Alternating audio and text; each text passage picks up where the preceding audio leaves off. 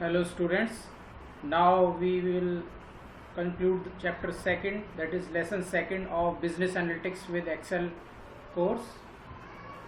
This was our lesson 2, that was formatting, conditional formatting and important functions.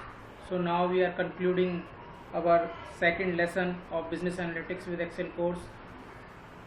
So what is the conclusion of all the videos for this second lesson? We have seen is that we learned about basic and important Excel functions that are useful in statistics, useful in daily data lookups. We learned about formatting in different ways. We learned about predefined formatting. We learned about conditional formatting.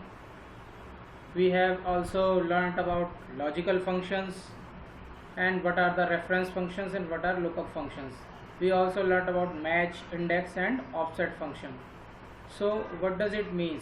Why we have learned these basic functions and formattings? Because these are the base of the Excel functions upon which other functions can be learned. So these are the basic functions upon which we will learn further concepts. So to move further, this chapter is very important. If you have knowledge about these functions and basic functions and lookups, then it will be more easy for you to learn about more further complex functions. So that's why we have learned about these basic functions, and we have learned some statistical functions also.